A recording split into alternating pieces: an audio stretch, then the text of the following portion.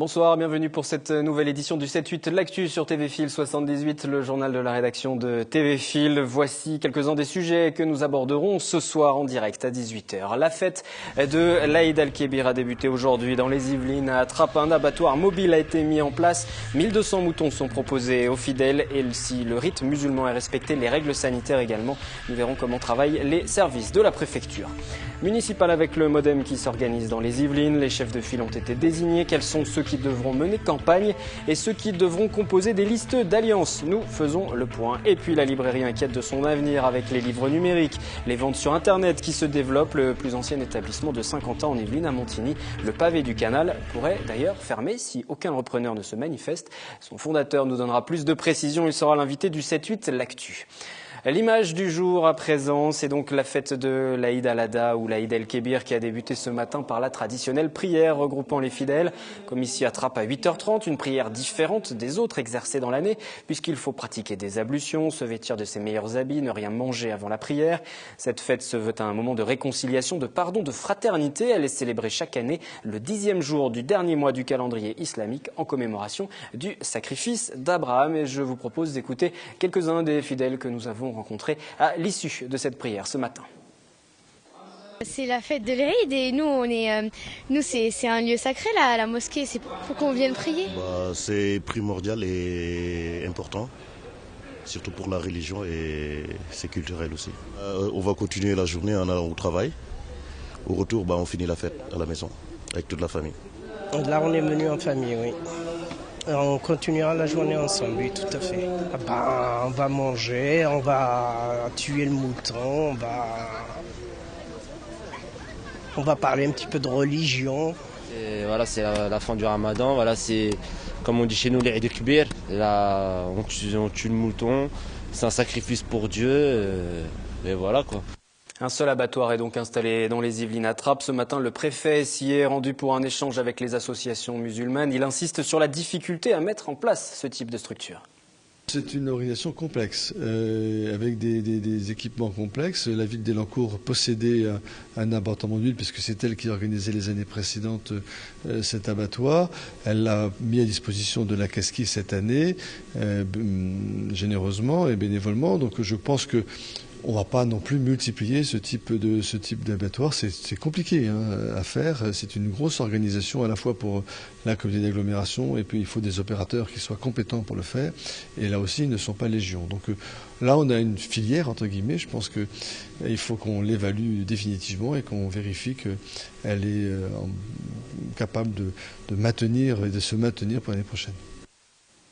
Lors de cette fête, le rituel du sacrifice doit être respecté. Les règles sanitaires également, une façon pour les pouvoirs publics d'encadrer cette pratique. 3 vétérinaires, 4 techniciens sont dépêchés sur place à Trappes pour vérifier la conformité des carcasses. Catherine Zulato et Elodie Moine. Derrière ces vitres, les fidèles peuvent assister au sacrifice des moutons. C'est l'Aïd, l'une des fêtes musulmanes. Certains prennent même des photos. Un rituel religieux qui n'échappe pas aux règles sanitaires. Pour installer un abattoir mobile, comme ici, à Trappes, il faut d'abord déposer un dossier d'agrément.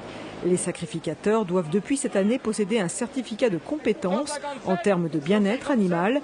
Et enfin, l'installation doit respecter l'environnement. Pas question de rejeter des déchets animaux en pleine nature, et ce n'est pas tout. Éviter de souiller les carcasses en termes d'hygiène alimentaire. Il va y avoir toute la partie également en amont où il faut que les animaux soient en bonne santé. Donc ça, on vient le vérifier auparavant. Après, pour tout ce qui est conditions de salubrité des aliments, toutes les carcasses sont inspectées par des agents des services vétérinaires. Sur les 2 jours que va durer l'abattage, les services de la préfecture vont dépêcher sur place 3 vétérinaires et 4 techniciens chargés d'inspecter donc les carcasses et de rechercher les parasites comme le ténia qui pourraient se mettre dans le cœur ou le foie. Une fois l'inspection terminée, les fidèles repartent avec leurs carcasses extampillées. Politique à présent et le MODEM dans les Yvelines en ordre de marche pour les municipales. 38 candidats viennent d'être désignés. Ils seront soit tête de liste, soit présents sur des listes d'union. Le détail sur notre secteur avec Catherine Zulato et Jonathan Villeman. Le MODEM en ordre de marche dans le département. 38 candidats sont pour l'instant connus. Soit ils seront tête de liste, soit les électeurs pourront les retrouver sur des listes d'union. On est positionné à peu près partout, dans les villes de plus de 10-15 000 habitants, on aura des candidats partout. Notre ambition en fait c'est déjà de soutenir des projets locaux, d'avoir des élus pour 2014, c'est important, on a les intercos qui se mettent en place, il faut qu'on soit représenté dans les conseils communautaires, les élections sénatoriales qui approchent mais dans un futur un peu plus lointain, et il faut qu'on soit très très présent en termes de représentation dans les Yvelines. Sur notre secteur, certains emmèneront une liste MODEM. C'est le cas de Jean-Loup Caria à Guyancourt. Il avait déjà présenté une liste aux dernières élections municipales. On a un projet assez structuré sur lequel on veut se battre pour changer Guyancourt, pour être en mouvement à Guyancourt, parce qu'il nous semble qu'on est dans les mêmes schémas depuis trop longtemps. Il y a de plus en plus de gens qui s'aperçoivent que Guyancourt est une ville très séparée, sur lequel il faut mettre du liant, de la démocratie locale. Jean-Loup Caria devra batailler contre un ancien MODEM, Julien Hochely. Dans l'opposition municipale, il a décidé de se rapprocher du maire sortant, le socialiste François Deligné. C'est un choix personnel qu'il a fait, que nous regrettons, mais il a fait ce choix de quitter le MODEM et de quitter donc notre travail. C'est un choix personnel.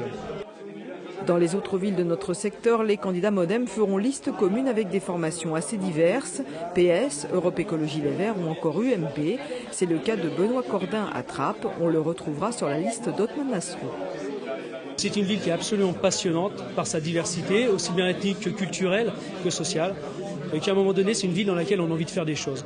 Depuis maintenant plus d'un demi-siècle, c'est une ville qui est gérée par la gauche, qui est gérée de façon totalement électoraliste, pour seule vocation de gagner des élections année après année.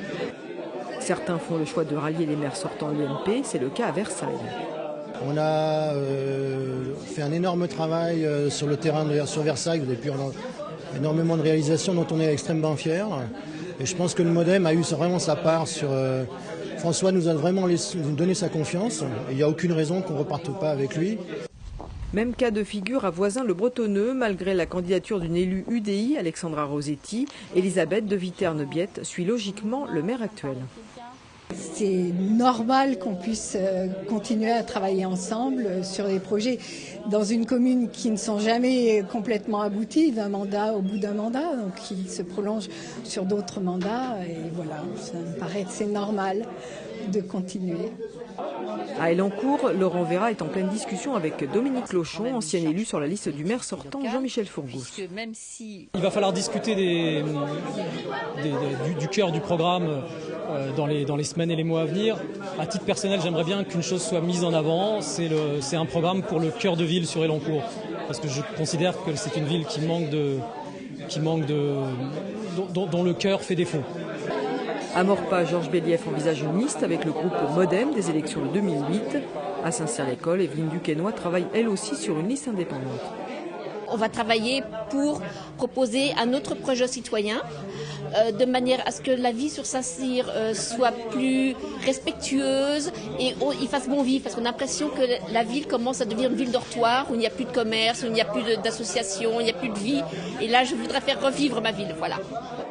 Les MODEM seront donc un peu partout, avec des thématiques communes, la démocratie locale, la maîtrise des dépenses et le développement durable.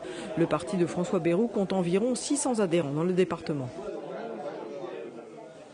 Politique toujours à Morpas, la situation à droite s'éclaircit pour certains, s'obscurcit pour d'autres. L'UMP départementale était réunie en comité lundi soir pour donner ses dernières investitures à Morpas. Elle a été donnée à Grégory Garestier, responsable UMP local qui s'était déclaré depuis le mois de mars et qui siège au conseil municipal de Morpas depuis la fin du mois de septembre. On l'écoute. Je suis très heureux que ma famille politique, à laquelle j'appartiens depuis sa création, m'ait fait confiance pour cette élection municipale et pour la représenter en tant que tête de liste. C'est le choix de la cohérence, c'est le choix du mérite, de la confiance, et puis c'est le choix du renouvellement. Voilà, je pense que ma famille politique a aussi misé sur le renouvellement vraiment des générations à Morpas dont on avait tant besoin pour préparer l'alternance.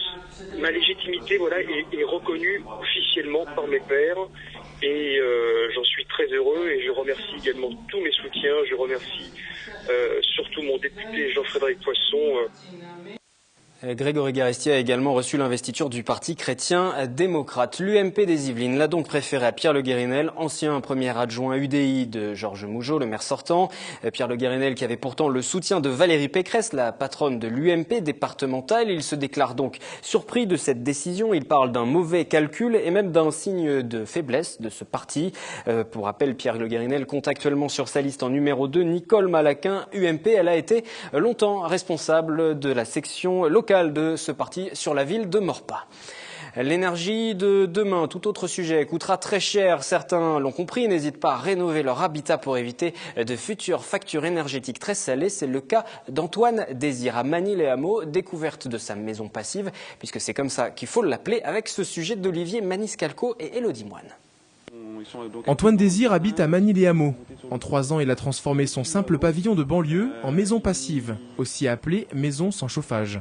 Le principe d'une maison passive, c'est qu'on profite des apports du soleil et des apports internes, par exemple, des habitants, pour chauffer la maison.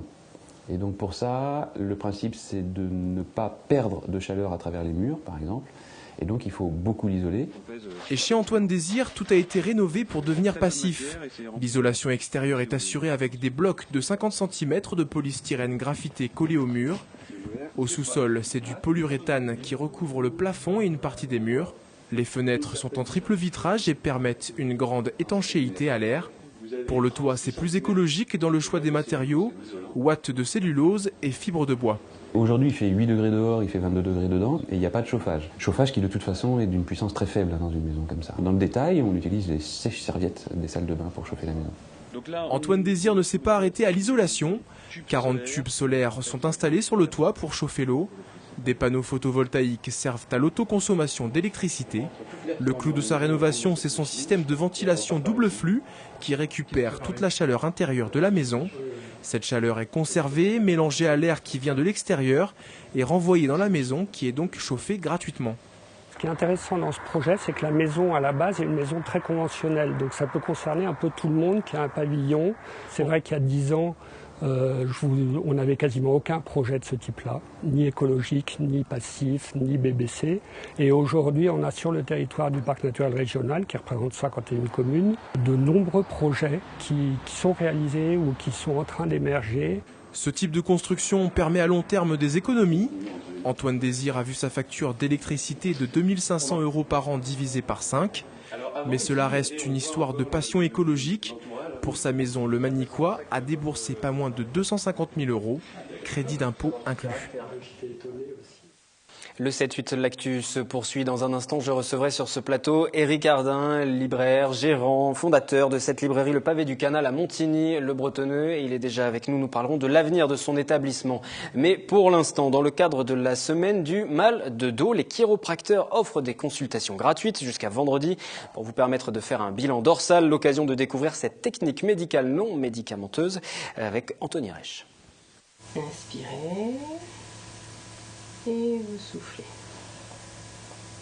Non, nous ne sommes pas dans le cabinet d'un ostéopathe, mais chez un chiropracteur. Spécialiste des relations entre la colonne vertébrale et le système nerveux, le chiropracteur va uniquement opérer par manipulation après avoir détecté l'origine des douleurs. Même si la chiro peut être miraculeuse, dans ses résultats, c'est quand même rare d'avoir des résultats définitifs en une seule séance. C'est quand même un travail qui peut s'étaler en général sur 5-6 séances pour déjà améliorer les symptômes qui ont conduit la personne à consulter. Le chiropracteur exerce aussi de la prévention sur les mauvaises positions et le stress. Pendant toute cette semaine du mal de dos, Catherine Parodi recevra une quinzaine de personnes en consultation gratuite pour faire un bilan dorsal, mais pas seulement. On s'intéresse à toutes les articulations du corps, les extrémités, ce qu'on appelle nous les extrémités. Donc bon, c'est vrai qu'encore une fois, on s'intéresse à la colonne vertébrale parce qu'elle recouvre la moelle épinière et que tous les nerfs qui vont vers les différents organes, les muscles, les articulations partent de là. Chez ce praticien, la première visite coûte 65 €, puis 50 € pour les suivantes. La consultation n'est pas prise en charge par la sécurité sociale, mais peut être remboursée par la mutuelle. Invité donc de cette édition du 7-8 L'Actu, Eric Cardin, bonsoir. Bonsoir. Libraire, gérant, propriétaire, fondateur du Pavé du Canal à Montigny-le-Bretonneux, établissement qui fait partie un peu du patrimoine local de Saint-Quentin, 24 années d'ouverture.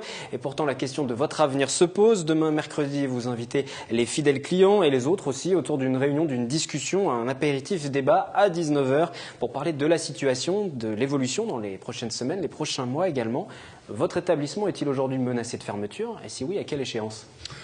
Menacé, je dirais non. Je veux dire, puisqu'en effet, l'activité commerciale continue et au contraire se développe plutôt avec, hélas, la fermeture de Virgin, mais qui nous renvoie des clients. Non, il y a une double question qui se pose sur le Pavé du Canal, qui est d'abord celui de ma succession. J'ai 64 ans bientôt et bien sûr, je cherche à sortir par le haut au niveau de la librairie et de l'activité professionnelle, premièrement, et puis il n'y a pas de repreneur qui se soit manifesté pour l'instant? Non, on a eu différentes touches, différentes personnes, mais ils ont fui un peu devant la question, en effet, des loyers et des charges, puisqu'on est en période de renouvellement du bail, et que là, de ce point de vue-là, on est en pleine discussion avec le propriétaire. On peut savoir combien coûte justement une telle location? Vous êtes situé à Montigny-le-Bretonneux, pas loin du centre commercial l'Espace Saint-Quentin. Eh bien, écoutez, entre le loyer et les charges locatives, on paye 207 000 € par an. Voilà. Donc il faut un chiffre d'affaires conséquent pour continuer à rester implanté sur un tel site. Oui, tout à fait. C'est un des problèmes de la librairie, c'est qu'en effet, les ratios habituels de la profession ne sont pas respectés. C'est pas un problème dont seulement la librairie Le Pavé du Canal souffre, puisque vous avez pu voir qu'à travers la France, il y a le problème, en effet, des loyers en centre-ville pour des activités de faible rentabilité comme la librairie se posent. Et on a eu des fermetures de librairies de ce fait. Donc c'est vrai que je me pose la question et j'aimerais quand même pour le premier trimestre de l'année prochaine trouver des solutions. Alors peut-être un repreneur se manifestera demain lors de ce rendez-vous. Ce qui freine peut-être les repreneurs potentiels, ce sont toutes les inquiétudes autour de ce secteur de la librairie. On peut les évoquer, la vente en ligne par exemple, la concurrence aussi des grandes surfaces qui de plus en plus proposent des livres. Toute cette concurrence, aujourd'hui, vous le sentez véritablement sur le chiffre d'affaires. Les ventes en ligne par exemple, les ventes sur Internet. Pas les livres dématérialisés, mais vraiment la vente physique par Internet. Je pense que la librairie souffre ou est impactée par deux choses essentielles, qui est en effet la vente en ligne. Et là, il y avait une concurrence déloyale qui était faite de par le dumping qui était fait par notamment des grands acteurs comme Amazon à travers la gratuité des frais de port, qui vient de trouver un issue, puisqu'en effet, le Parlement a voté à l'unanimité et sur proposition d'une loi qui provenait de l'opposition, il faut quand même le signaler, donc voté une modification de la loi sur le prix unique pour le livre qui rendra beaucoup plus difficile le dumping que fait des grands acteurs, dont Amazon, sur les frais de port. Le deuxième problème, c'est bien sûr, en effet, le numérique et la place du numérique.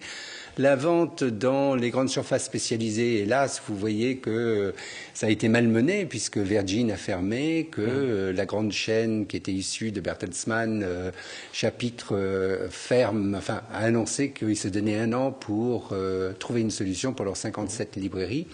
Donc non, les grandes surfaces spécialisées sont plutôt malmenées actuellement et bien pire que la librairie indépendante qui résiste beaucoup mieux. Alors où achetez-vous vos livres justement? Nous sommes allés poser la question dans les rues de Saint-Quentin-en-Yvelines, non loin de votre établissement, et vous allez pouvoir réagir juste après. Je suis fidèle à une librairie, petite librairie de quartier. J'aime bien les livres, donc du coup je préfère les feuilleter. Donc non, rarement par Internet. Librairie. Internet, moi. J'aime bien le conseil du libraire. Donc j'aime bien acheter en librairie. Mais je passe toujours par la librairie, même si j'ai cherché sur Internet avant. Plus par Internet. On bouge pas de la maison, et puis au moins on a plus de choix, je pense, par rapport à ce qu'on veut. Justement, ça tombe bien que vous dites ça, parce qu'ils vont la fermer, et apparemment ils parlent de la fermer. C'est un coin BD qui est plutôt sympa pour mon enfant qui a 3 ans. Ça fait 3 ans que je viens acheter tout ce qui est bande dessinée pour moi et pour le petit ici, à la librairie du Pavé. Alors voilà, justement, on a rencontré un de vos lecteurs, des adhérents fidèles, un des lecteurs qui vient s'approvisionner dans la librairie du Pavé du Canal. Comment on fait la différence aujourd'hui pour justement faire venir les clients dans son établissement par rapport à cette concurrence d'Internet? On entendait parler tout à l'heure une des personnes interviewées du choix du libraire. Oui, je crois qu'il y a plusieurs choses. D'abord, il faut leur simplifier la vie. Donc, en effet, les librairies pavées, puisque le Pavé Limard a également participé à ce site Internet. Nous avons développé ensemble un site Internet qui a une base de données de 1 400 000 titres, qui est actualisé tous les jours par les éditeurs avec les nouveautés des éditeurs, les prix, la disponibilité. Et les clients, depuis chez eux, peuvent voir notre stock, c'est-à-dire qu'ils peuvent, depuis chez eux, commander, réserver ou commander les ouvrages et ne venir qu'une fois à la librairie, dans les librairies, que ce soit à la Mare ou que ce soit au Pavé du Canal, chercher leurs livres. Donc ça, c'est une réponse qu'on fait. Secondo, c'est aussi sur le choix des livres. Hein, et là, c'est important puisqu'il paraît à peu près 67 000 livres par an en France, que le catalogue de l'édition française, c'est à peu près 700 000 titres disponibles, qu'au Pavé du Canal, nous devons avoir à peu près 42 à 44 000 titres différents à l'intérieur de la librairie. Donc c'est en effet notre choix. Donc on veut être le reflet des éditeurs et de l'édition française vis-à-vis d'une population, mais également les aspirations de la population, les attentes de la population, et puis nos coups de cœur et nos mises en avant. Vous parliez de ce et lien, nos débats et animations. Et vous parliez de ce lien justement avec le Pavé dans la Mare, là c'est du côté d'Elancourt, vous êtes à Montigny. Je parle de cet établissement parce que c'est peut-être là aussi un message d'espoir pour les repreneurs potentiels. Ce site que vous avez également fondé, dont vous étiez propriétaire, vous avez réussi à trouver un repreneur sur Elancourt récemment. Non, ce ne sont pas des repreneurs, ce sont les employés qui ont en tout cas, repris, ce sont les libraires, des vrais libraires, oui. Des libraires professionnels qui ont repris le Pavé dans la Mare. Il a fallu faire quelques sacrifices, mais j'étais bien content d'assurer une continuité sur le centre des Sept Mares de la librairie Le Pavé dans la Mare. Donc c'était très très bien, et ce sont des vrais libraires professionnels qui développent un projet personnel, et puis avec l'essor du centre des Sept Mares, la réouverture des 3 salles de cinéma, le prisme, la médiathèque qui fonctionne très bien, et les autres activités, ils s'en sortent très bien. Donc ce site devrait prospérer. Quel avenir pour cette profession des libraires? Cette profession de libraire, vous la voyez comment dans quelques années? Je crois qu'il y aura toujours le livre papier, hein, et que le numérique ne viendra pas totalement balayer le livre papier. Les e-books, c'est 0,6% du marché total du livre. Hein. Oui, c'est ça. Entre les e-books, entre les téléchargements, les smartphones et autres, oui, on dit grosso modo que c'est 1%, mais c'est pas un marché qui a encore beaucoup émergé et qui est assez compliqué au niveau des DRM, au niveau des parce que chaque année, on nous dit ce marché va exploser, ce marché va se développer. Il se développe pas, hein, finalement. Il se développait dans d'autres pays d'Europe, en Grande-Bretagne, entre autres. Aux États-Unis, n'en parlons pas. Je crois qu'il sera amené à se développer, mais le livre papier reste et restera. Alors maintenant, c'est vrai que pendant 30 ans, on a agrandi les librairies, développé les linéaires, les surfaces, le nombre de titres disponibles. Il va peut-être falloir rétrécir un tout petit peu nos librairies et trouver d'autres activités. Et de tout ça, vous en discuterez forcément demain lors de cette réunion, cet apéritif débat autour de l'avenir du Pavé du Canal, notamment à Montigny, le Bretonneux, les renseignements qui s'affichent à l'écran. Merci Ricard. À 19h. À 19h. Ne manquez pas ce rendez-vous. On reste dans le monde des livres, le monde des bulles plus précisément, à présent avec le festival de la bande dessinée de Buc qui fêtait ses 20 ans. Yolène Torres, Jonathan Villeman sont allés rencontrer les auteurs présents, mais aussi les BDphiles, BDvores. Vous allez faire connaissance avec Philippe Fleuret, il est présent à chacune des éditions depuis 20 ans. Philippe est un abonné. En 20 ans, il n'aura pas raté une seule édition de ce festival de bande dessinée de Buc. Et comme chaque année, ce BDphile venu de Cannes ne repartira pas les mains vides. C'est une série qui fonctionne très très bien et ça plaît bien au public, donc moi, voilà. Pas de temps à perdre, Philippe s'empresse d'aller à la rencontre de l'auteur pour la dédicace. C'est ça l'avantage de ces festivals, lorsque les auteurs sont sur place, on a la chance d'avoir un petit dessin, c'est fort sympathique. De festival en festival, Philippe noue de véritables amitiés avec ses auteurs favoris comme Régric. On se connaît, j'ai connu tout petit, depuis 23 ans exactement. Donc, et puis voilà, donc ça permet de voir l'évolution de l'auteur. Eh bien merci mon ami, et puis à bientôt. Merci, au revoir.